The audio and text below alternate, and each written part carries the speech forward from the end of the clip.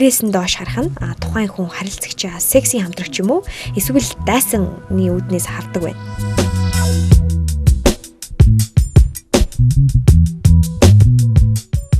Улаан өнгийн хувцас өмсөн бүсгүйчүүд эрчүүдэд илүү гоё харагддаг.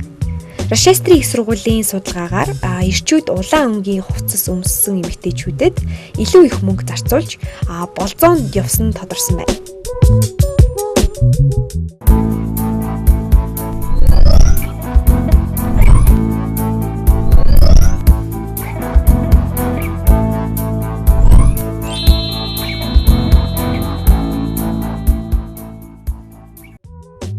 Чих болон хүзүүгээ нээлттэй байлгах нь та бололцоотой, танилцахад бэлэн байна гэсэн үг.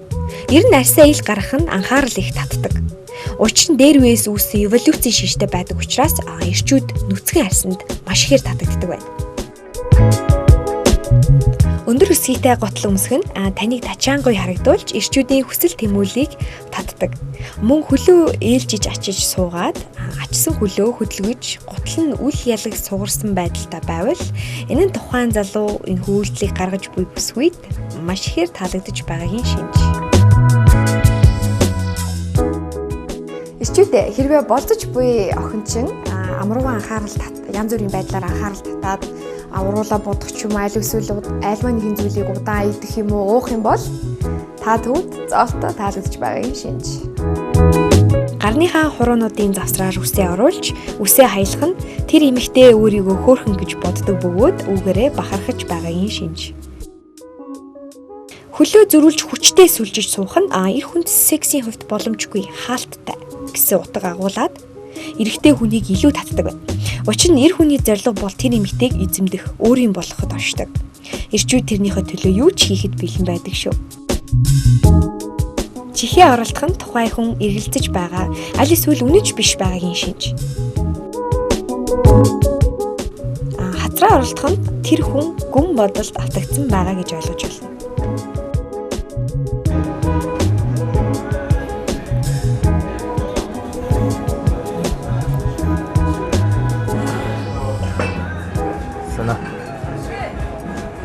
Зүгөөлөө зам. Бүгд ганцаараа. Би энд орхон ажилладаг. Тэгэл таны цагаар ирсэн. Эмэгтэй хүний хувцас янзлах үйлдэл нь биендээ анхаарал татуулж байгаа хэрэг. Энэ нь бас намайг хар гэсэн утга агуулж байд юм байна. Чи юу вэ? Би энэ ажихад ажилладаг. Өдөр амраал. Энэ дандаа энэ ч орж ирд юм л та тэгэл. Хоолойгоо засах, агаар залхих нь тухайн хүн сандарч байгаа хэрэг. Бүсгүй хүн таалагдсан залуугаа өөрлөө нэрүүлэхийг хүсвэл өөдөөс нь инээмсэглэх ёстой байдаг. Мөн түүнчлэн над руу ирж болно шүү гэсэн дохио өгснөөр эрэгтэй хүн урам зориг ороод өөртөө чинь танилцах магадлалыг эсдэг. Яагаад гэвэл залуучууд гологдохоос маш их айд юм байна. Жахан ажилладаг. Манай ажил дээр сонирхолтой. Тэгээ нөгөө банк болохоор ч айгүй олон хүмүүстэй харьцсан. Тэгэл өдөр болгон шинэ хүмүүстэй уулзсан очирно. Сонирхолтой шүү. Тэгээд Монгол харьцангуй нөгөө нэг айгүй олон банкнууд бий болсон өрсөлдөө ихтэй. Тэгэл бид нар ч ядчил хүнтэй харьцах харилцаагаараа тий. Тэгэл соёлтой өөрчлөлт гэл бөө юмнууд байдаг шүү дээ. Тэгээд бид нар ч бас нөгөө амар хугацаа айгүй бага. За тэгвэл эмэгтэй хүний сэтгэнэх маш том арга бол толгоо гижийлэх байдаг. Хэрвээ эмэгтэй хүн тантай харьцаж байхдаа толгоо гижийлгсэн байдалтай суух ч юм уу зогсох юм бол та түүнд зоолтой таалагдж байгаа гэсэн үг.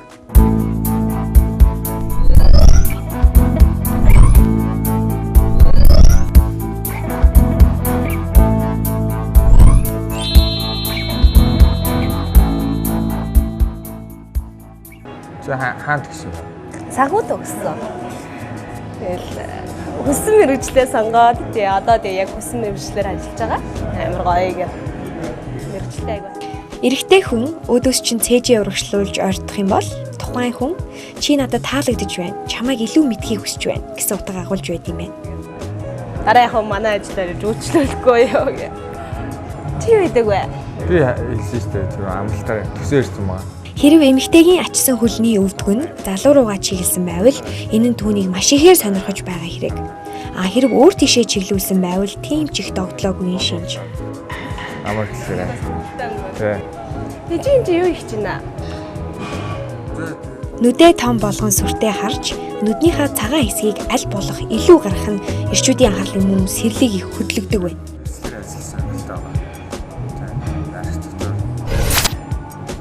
Ууж байгаа коктейл ундаага нааш цааш нь хөдөлгөж амстрыг нь оролдох нь бүсгүй залууг сонирхож байгаа бөгөөд хэрв залуу нь охины сэтгэлд хүрвэл оройн шагнагдах болно шүү гэсэн утга агуулсан байдаг. Тэгээ сая ирээд найзуудтайгаа яг бид тэр хөлбөмбөг тоглодог байхгүй. Тэгээ тэрүүгээрээс бид тэмцээнд орсон. Монголчууд аягүй олон багттай болсон юм шүү дандаа сонирхолтой. Тэгээ тэртээ тоглоод сая ихний шатнд байсан. Хөө ямар гоё юм. Эмэгтэй хүн нөгөө хүндээ ямар нэгэн байдлаар хүрэх юм бол энэ нь маш том дохио юм. Учир нь эмэгтэй хүн зөвхөн таалагдсан хүндээ л хүрдэг байна. Жилээ цагаар юу сонирхдаг вэ? Тэгэл намуушн тэгээ галерей айгуу хөцтэй. Манай монголчин бас айгуу олон галерей болсон шүү дээ. Тэгээд амралтаараа ерөөхдөө галерей үзэл санаад орно. Хэрэг харилцагч чинь тамхи татахдаа бугуугаа тань руу харуулсан байвал та түнд таалагдж байгаагийн тэмдэг. Үзээрэй гээд айгуу сонирхолтой. Би найз юу яах гэж байгаа байхгүй. Нэг ажил гэж би мөрөөд тийм газар байдаг байхгүй. Телевизэн тайзсан ч тийм.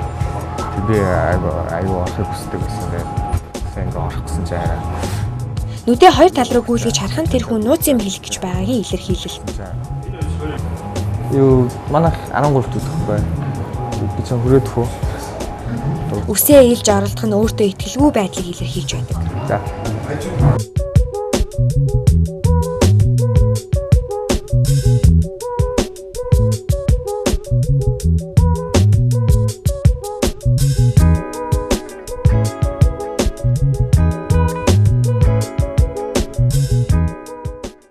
Сэтгэлийн төлхөр нэвтрүүлэг маань үргэлжлэж байна. За тэгэхээр бид бүгдээрээ ажилд ороход бидний гаргаж буй алдаанууд мөн төвчлэн эсрэг үүснэнтэйгээ харьцахтаа одоо тухайн юу гэж бодож байгааг нь бие хэмжээр нь тааварлаж тухайн үнийг өөртөө таалагддаг үгүй эсхийг шууд одоо мэдэх боломжтой одоо энэ хүү бичлэгийг бид бүгдээрээ үзсэн байгаа. За тэгвэл одоо бүгдээрээ амьдрал дээр хэрэглэгдэх өөр түгээмэл бие хэмжээний хэлбэрүүдийг хүлээн авч үзье.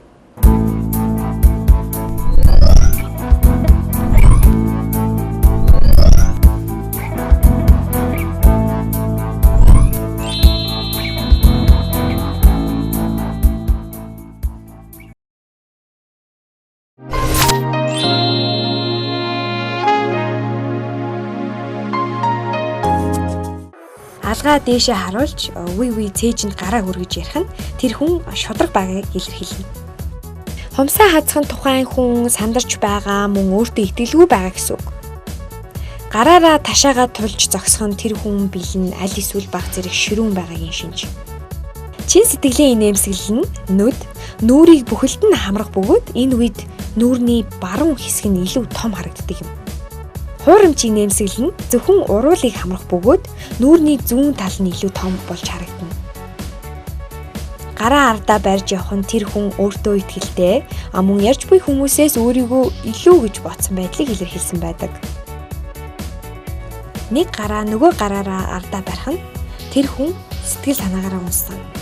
Гар нь дээр байх тусам тэр хэмжээгээр их санаагаар унсан байдлыг илэрхийлж байд юм аа. Нүдээ оролдох нь тэр хүн хутлаа ярьж байгаа учир нь нөгөө хүнийхээ царайг хармааргүй байгаагийн илэрхийлэл байд юм аа. Эмэгтэйчүүд будгаа арилахгүй үднээс нүднийхээ доод талд хүрдэг байна. Хэрэг гэрэлцэн хүнтэй харилцахад их нэрийнхэн талаар асуухад бүгжээ оролдож эхэлвэл тэр хоёр гэр бүлийн асуудалтай гэсэн үг. Аливаа нэгэн зүйл наалж зогсвол тэр хүн тэр зүйлийг бол минийх гэж харуулж байгаа мөн түүгээр маш их бахархдаг гэсэн үг. Толгойгоо доошлуулсан байдал нь тухайн хүн ялагдлыг хүлээн зөвшөөрч байгаагийн шинж тэмдэг юм аа. Хамраа оролт нь нүдэн ансан байдалтай байх юм бол энэ нь тухайн хүн харилцаж буй хүнийхээ талаар аливаа нэг сөрөг дүгнэлт хийж байгаа гэсэн үг.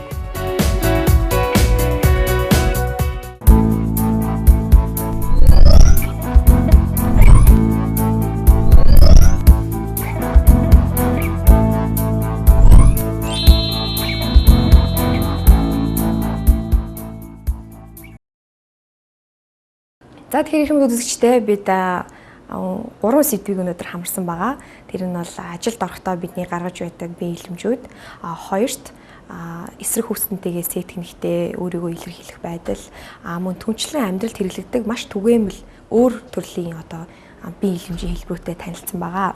За тэгвэл таныг эдгээр бүх мэдээллээс өөртөө хэрэгтэй зүйлийг авч чадсан байх гэж найдаж байна. Тэгээд тэр авсан мэдээллээ амьдрал дээрээ өргөн хэрэглээрэй гэж би таныг уриалж байна.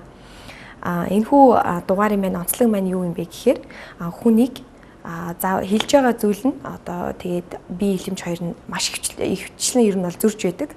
Тэгвэл тэр хүний юу бодож байгааг бид нар бие хэлэмжээр нь таамаглаж болох юм а гэсэн энэхүү утгыг гаргасан байгаа. За тэгвэл та бүгд саналаа бидэнтэй хуваалцаарай. Тэгээд манай нэвтрүүлгийн манай байгууллагын имэйл хаяг дэлгэцэн дээр гарч байгаа. Тэгээд энэ имэйлээр бид нартэй холбогдож санал бодлоо өргөн хуваалцаарай. Тэгээ мөн түүнчлэн та хувийн зөвлөгөө авахыг хүсвэл энэ имэйлээр бас холбогдож болох юм шүү. Дараагийн дугаараар уулзлаа. Баярлалаа.